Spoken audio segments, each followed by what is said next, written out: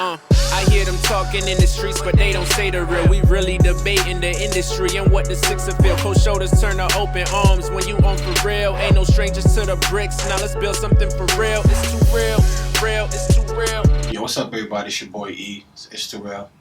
Got a special guest. You know what I'm saying? This episode is probably supposed to get done like a year and a half ago. You know what I'm saying? For real. For real. You know what I'm saying? But we getting it done right now. You know what I'm saying? We got Portion in the building. What's going on, bro? It's good, man. It's good. I'm happy to be here, for real. First off, you know, I want to just, how'd you get the name Portion? Because, like, Portion is known for, like, it means, like, a share. You know what I'm saying? Yeah, definitely. I actually got it from my older bro. He actually used to rap, too.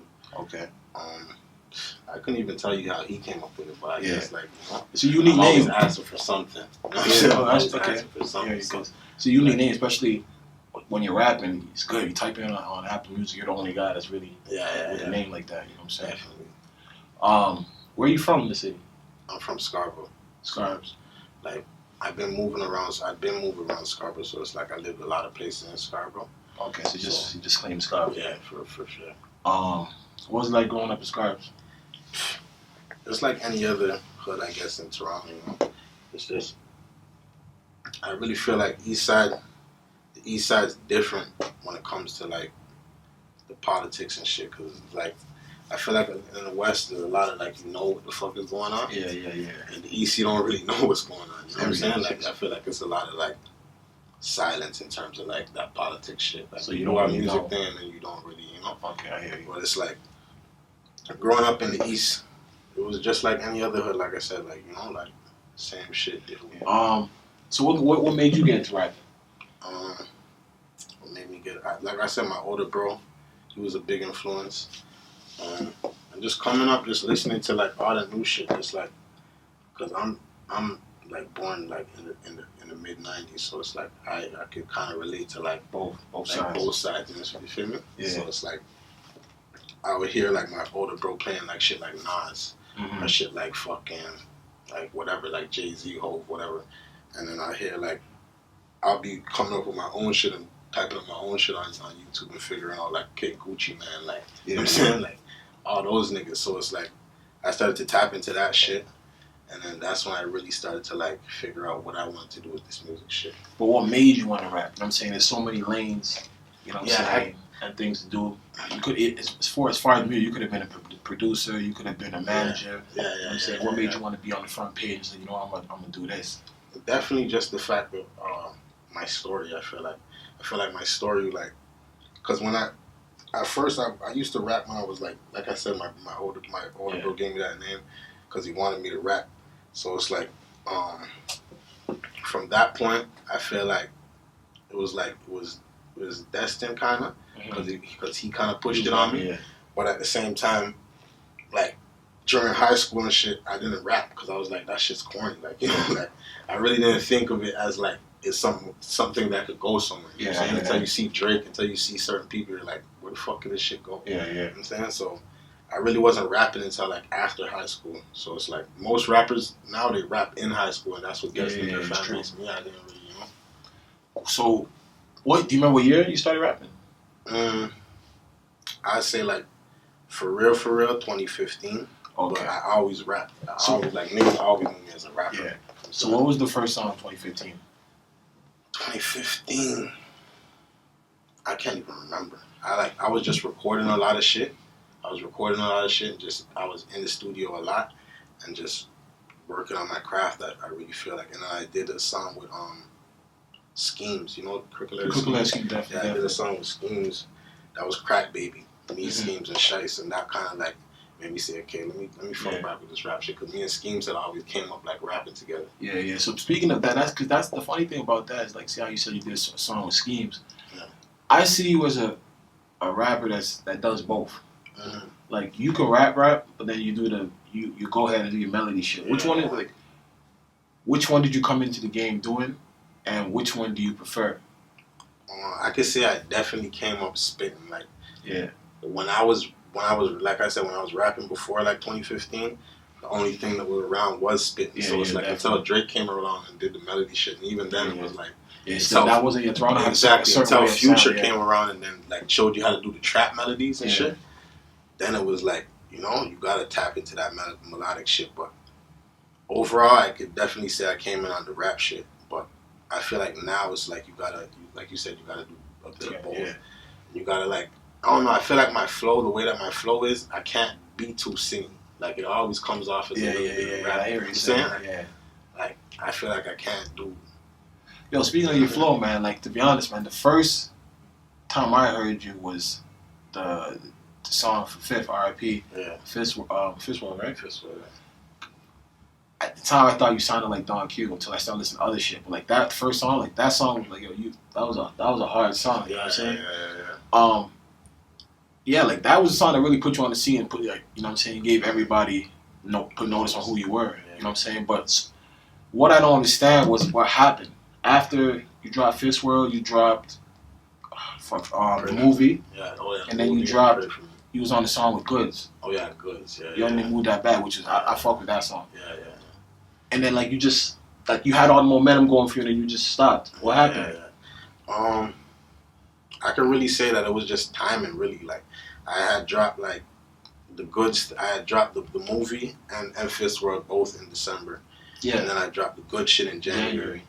And then it's like with me and my team, we were going back and forth on which record, which record to push out next.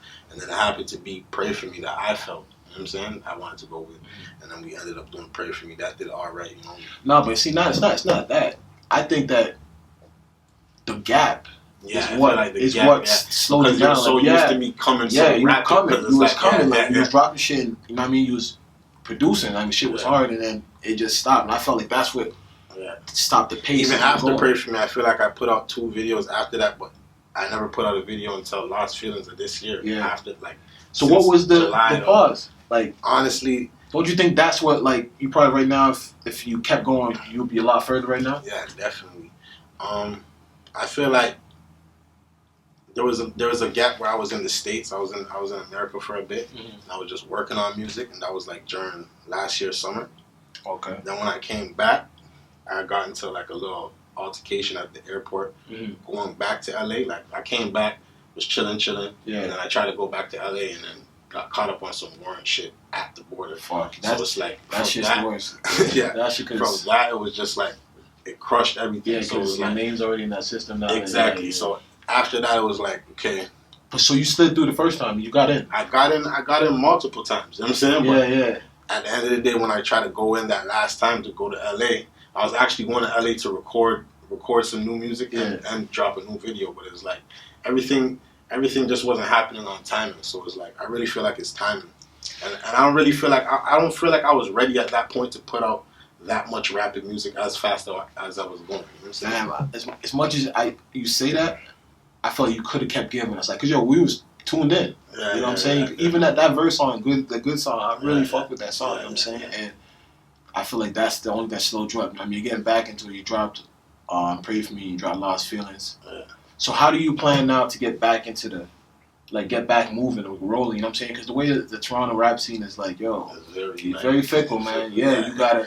That's why I don't even try to focus on that shit. I try to like zone in on what I wanna, like how I wanna. You know what I'm saying? That's to be honest, that's the right way to do it. You know what I'm saying? Because I think we're caught up in this view shit. You know what I'm saying? You know what I'm saying? A lot of people are like, I need to be on the hottest channel. I need to be on this. You know, people don't even want to build their own channels no more because they're afraid what it's going to look like. You know what I'm saying? Exactly. But, I think you should just keep focusing on that. But, man, you got to get back out there. Right now, you've been previewing Ambitions of Patek. That shit sounds crazy. You didn't really give us that much, but just from what you gave us, it sounds hard. Definitely. Who produced that? This nigga Trappy from Atlanta, actually. I'm just trying to get like what I'm really trying to do right now is like find my sound. Or what I was really trying to do was find my sound. That's why I was away for so long. And it's just like I feel like now. Yeah. What do you think your sound is? Because are you still giving us rap? Like, are you still rapping? I'm giving you everything. I feel like at this point, it's time for like a body of work so you can really hear what the fuck I'm coming with. You know what I'm saying? But at the same time, I feel like I gotta give you everything. Like I gotta give them some shit like Fifth World. I gotta give him some shit like Pray For Me. I gotta give him some shit like 14. I gotta give him some shit like, you know what I'm saying? I gotta give them all around shit. So you're saying this is like what's the name of the project? Money Forever. Money Forever. Okay. Yeah. So you're saying is this like a concept? Is it a tape project? It's a project. I want to do 11 songs. It's actually titled after my homie that passed away. Actually, in 2015, he's actually the one that made me like start rapping, get back into the rap. Okay. It's like I didn't have no way to like let it out at that time, so that's what made me get back into the music. You know what I'm saying? Because it's really was like way to express yourself. Yeah, exactly. It was really like that crack baby era, and then right after that he passed away. So it was like, yeah, and then the project is sounding good. I feel like it's gonna separate me from everybody. That's what I like to hear, man. The confidence, hell yeah. Yeah, definitely. I don't feel like you said with the Toronto thing. I'm not really trying to aim for like that Toronto fan base that's just like you said, fickle. Like, I'm not really trying to aim for that. Like, I'm trying to aim higher. Yeah, me personally, I don't rap, but from what I've seen in music, I think that, if you end up getting a hit, you get a hit. You know what I mean? You get all the views, get exposure. But I think a lot of rappers in the city that not everybody's meant to be a star. You know what I'm saying? And not even talking about you, but I'm just saying not everybody's meant to be that big rapper. So it's like some people, I need these views, but instead they should be focusing on building that fan base. Yeah. You know what I'm saying? That's what I've been doing. Like, as much as you said, like, I've been away, I've been really just focusing on my fan base. You know what I'm saying? And feeding them what they want. And letting them grow up. You know what I'm saying? Like, that's what you're supposed to do, man. At the end of the day, I want them to grow with me, you know? So at the end of the day, I'm not really focused on like chasing that Toronto fan base, because at the end of the day, we all know it's like now Toronto, the way the Toronto fan base kind of set up is like they want you to be on your bullshit. You know what I'm saying? If you're not really on your bullshit, and they want you to make a certain type of music and talk about certain. That's why I started the interview with like. I feel like from the east side, we don't really like mix our politics with the music. So it's like you don't know who the fuck I'm into it with. You don't know none of that. So it's not. I get what you're saying. As the West or as downtown, that's the thing. These niggas is talking about these niggas. You know what I'm saying? They like that. Yeah, the comments. Keep it going, keep the fire going. Yeah, that's definitely what the scene is built on right now. But yeah, like you said, keep building the fan base. I think that's the key. You know what I'm saying? Because like I can't remember what song. Like a lot of rappers say, but you said it on maybe is it Lost Feelings? We said I want the rich and not the fame, right? Yeah. That's what you just said shows me that you want that. You know what I'm saying? I think a lot of rappers still they're not okay with not being that top guy. Like even if they see their streams and they're making money, they don't care. You know what I'm saying? They don't care about that. They don't feel validated unless everybody else is telling them that they're validated. Even like with that top 50 list, I didn't make that list, but I wasn't sitting there like crying and shit, because at the end of the day, I know that Toronto rap is like fickle. Like if I had dropped Ambitions of a Patek before, I would have been on the list. That's so true. It's like I don't know, man. These people, I don't know.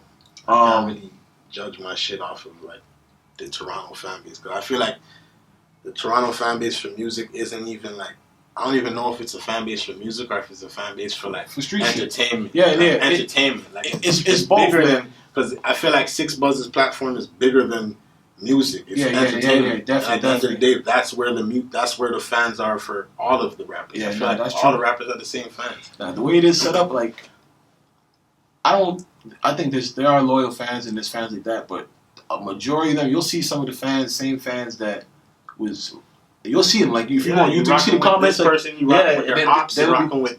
It's nasty. That's what I'm saying. So there's only so much people in Toronto that fuck with like rap music, like rap music. Like as big as rap music is, there's only so much people that fuck with real rap. Like that are actually listening, trying to get a message, and trying to take something from that. Which is dope, because you're a person I see. You know what I mean? You post a lot about Nipsey. You know what I'm saying?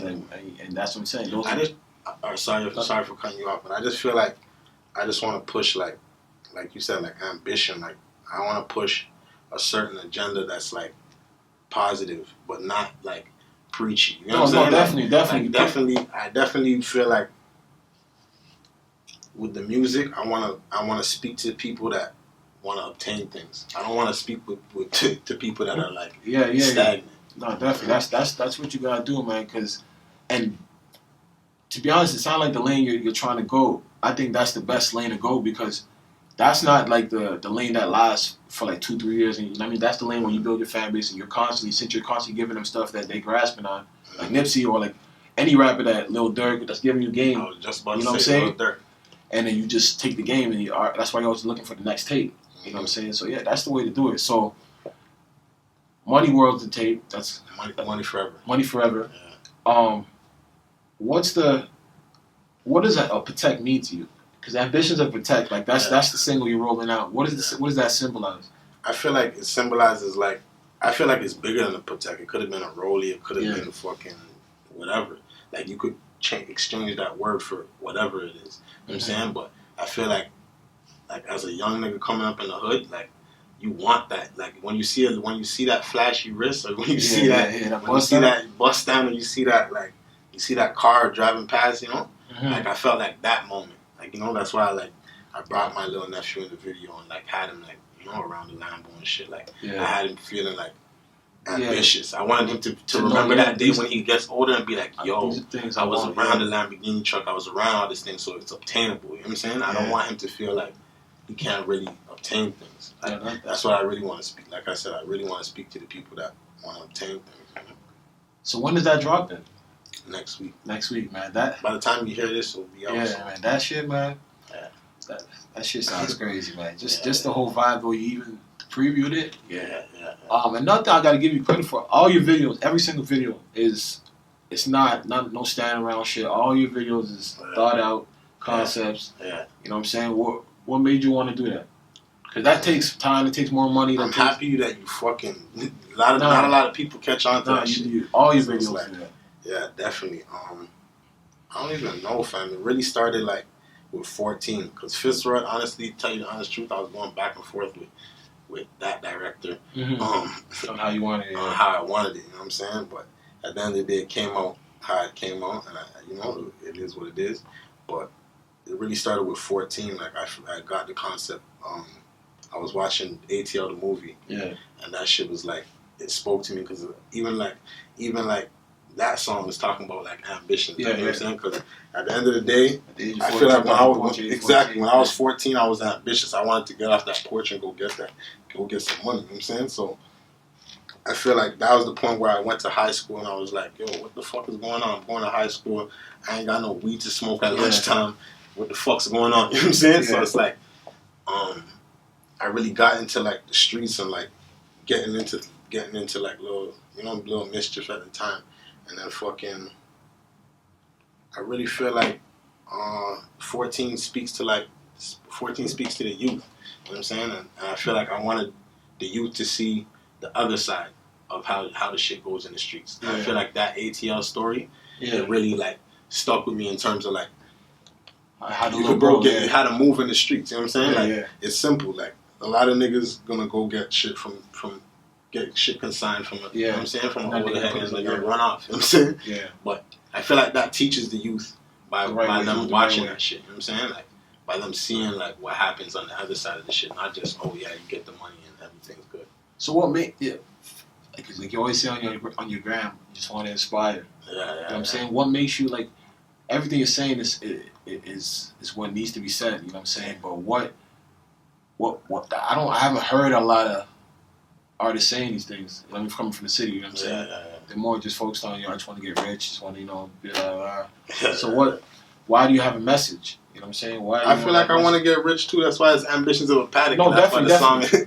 No, but why do you have a message? But your message seems like it's more than just, just get the money. You're saying do it the right way. You're saying... Yeah, definitely, bro. You're saying... Long nights arguing with my bro, like, because my bro is different. He wants me to chase, like, I wouldn't say chase the money, but like chase the money. You know what I'm saying? Like, he knows, kid, this is a certain type of sound that everyone likes to listen to, or this is what, you know what I'm saying? And me, I always, even if it's like you said, Ambitions of a Patek, you can still get a message from me. You can still understand, what I'm saying. As much as you can rap and it still got the bounce. Yeah, exactly. You know what I'm saying? I always feel like I gotta get that across. Like, even with my next single, Blessed It Could Be Worse, like, that just speaks for itself. Yeah. Blessed It Could Be Worse. You know what I'm saying? Like, I feel like everybody can relate to that. Definitely. You know what I'm saying? But I feel like even with the sonics of the way that I want my tape to sound, I want it to be like different, bro. I want it to be like, I want you to hear shit and you be like, yo, I can see this stadium status, or I can see this like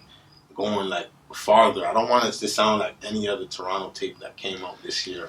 Like, and I fuck with all of them. Like, I listen to all the Houdinis, all the fucking Local City, all of them niggas. But at the same time, like, I want to be different. Separate yourself, definitely. Who are your musical influence? Who do you listen to? That's a good question. Shit, like, you had to pick five people that you listen to, like, throughout the week, and you're like, yo. Daily? Yeah. I'd definitely say Future. Future's my favorite artist. Future's my favorite artist, probably ever. That's crazy. Yeah, probably ever, for real. Drake, definitely. I fuck with Drake. I fuck with Lil Baby, definitely.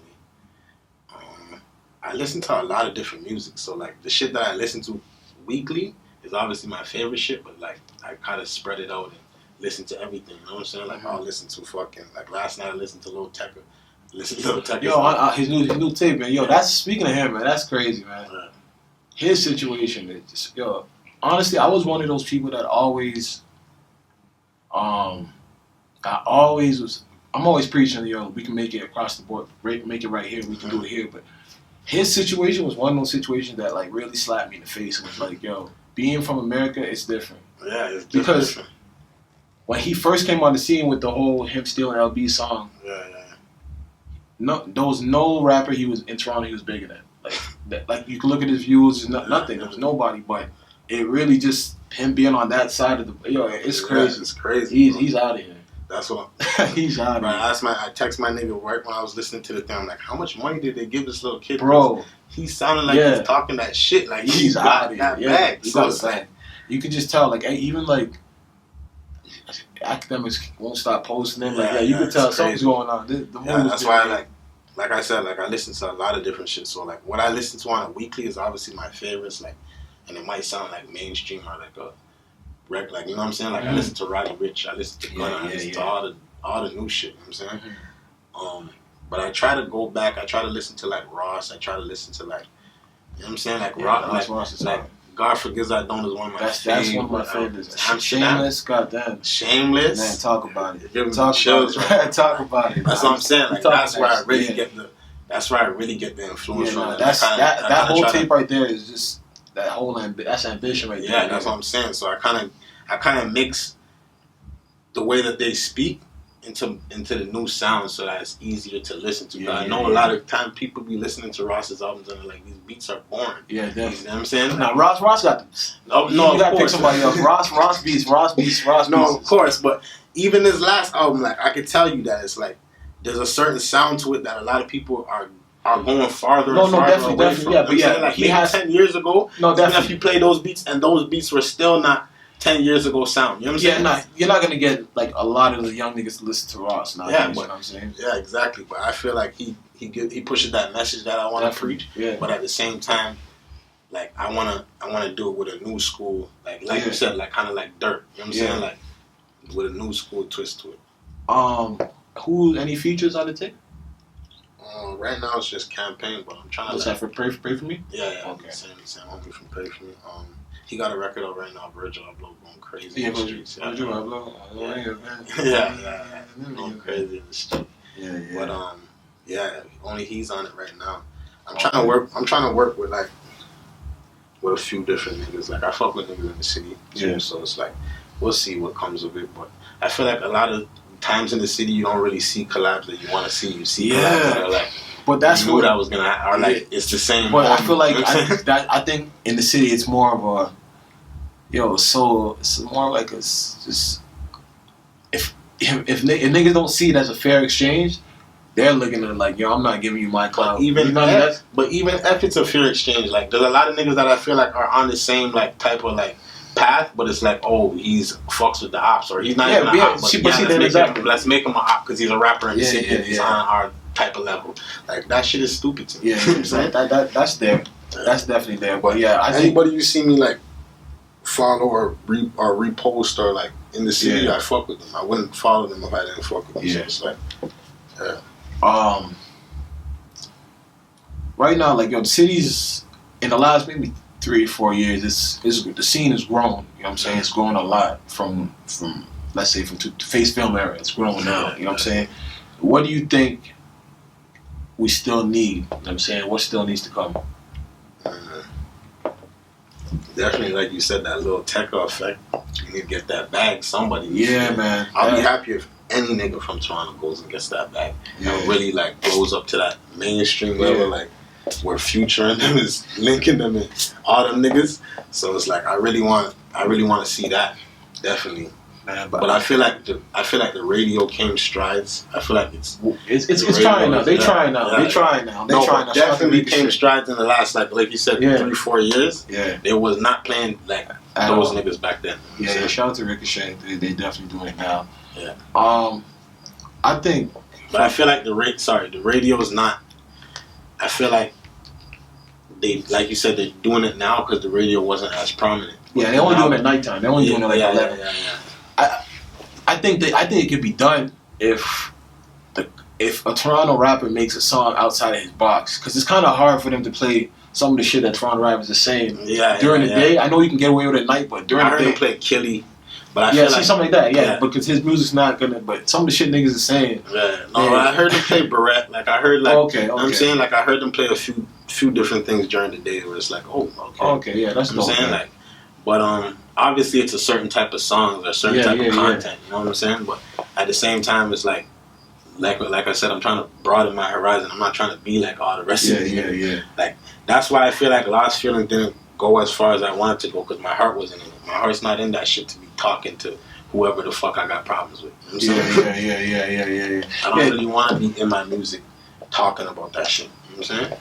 Yeah. You just wanna it's inspire. Music. It's music. You know what I'm saying? So it's like I want to inspire. Like you said, I'm not gonna be here talking about this, that, rah. Like, you know what I'm saying? Yeah, definitely. That shit's not selling, first of all, for me. You know what I'm saying? So, besides yourself right now, who in the city are you fucking with? Do you feel like y'all is definitely doing their thing right now? Like I said, I fuck with everybody. I feel like that Northside shit that he just Northside Benji's man. Yeah, he's special, man. He talks that shit. Yeah, he's on that inspiring shit too. Yeah, definitely. He's definitely getting that game. That's what I'm saying. What would you consider being a successful Toronto rapper? Like, what do you see and be like, yo, all right, I feel like I'm successful. Like, I feel like I did this shit. Like, what would make you be like, yo, all right, I feel accomplished? Definitely. Like I said, just going to that bigger platform and taking it there for the people that never really had nothing. Like, I feel like I'm to take away from Drake or nothing, or like Weeknd. Like Weeknd is different because Weeknd kind of came from like super mud, like you know. But Drake, at the end of the day, like he came from a certain place and he got to the highest mountain. But I feel like the people that are from where I'm from don't really know that he could even make it that far. You know what I'm saying? Other than him doing so much for the city. Yeah. Because he does so much for the city. You know what I'm saying? But that's the feeling that we get. Like, yo, the biggest rapper in the world is from here. You know what I'm saying? Yeah. That's a great feeling. But I feel like for the people like me that are coming from nothing, they're like, how far can we really go? Because we're seeing some people go farther. Like, I'm seeing like Northside. I'm seeing all these people go farther. Pushing the envelope. Oh, Pressa. Yeah, he's pushing the envelope. No, that's a perfect way to put it. Still, because I actually forgot about Pressa. Pressa was the first person to really. He's pushed it. Exactly. He's taking it there. Exactly. But I get exactly what you're saying, because it's rare. Because when you're from the hood, there's always that peak where it's like, all right. Exactly. As far as it can go. I get what you're saying. No, but definitely, like, I feel like Preston did it. Like, Nav, I guess he's from, like, Rexdale or whatever, he did it, you know what I'm saying? But I feel like from the people from where I'm from, the east side of the city, specifically, we don't really have, like, you know? We don't really have that person to say, like, went far. You know what I'm saying? Yeah. No, I hear what you're saying. Like, that your name holds weight across the board, across the world. Yeah, definitely across the world. Oh, man, so... What's the goal? How you trying to finish the year off strong? Like, what? Drop the tape. When's the tape gonna drop? I know you have the Bishop Patek coming next week. Yeah. I want to do the tape in November. I was actually supposed to drop it in the summertime, but I kind of like got caught up with like just recording mad songs, and then like, you know, tape switches up a million times throughout the summer. So it's like even when I hit you, like I thought I had the tape done. Yeah, and yeah. it's like now I look back and I have 3 songs from that list. So it's like, So it's like I always constantly working. Yeah, I'm constantly working. I'm constantly switching it up. I'm constantly like just getting better. Like I feel like I get better with every song. So it's like every new song is my favorite song. Yeah. So you feel like you feel like you gotta improve. Definitely. But for this Ambitions, it just felt right because it's how I feel right now. You know what I'm saying? And it speaks for how I feel right now, rather than put out anything else that is like. I didn't want to put out anything sad or anything like down the lane. But that's I think from what I heard, and just the name and the single, like I think that's the right single to push. And I get exactly what you're saying. Like people hear people say visions of a rollie, visions of a house from mama. You know what I'm saying? So I think I feel like everybody can relate. I feel like I want to make shit that everybody can relate to. Everybody doesn't have fucking all kind of problems in their life and all kind of shit. Some people just want to party. So some people want to just have ambition. Some people just want I feel like everybody has different aspects to their life.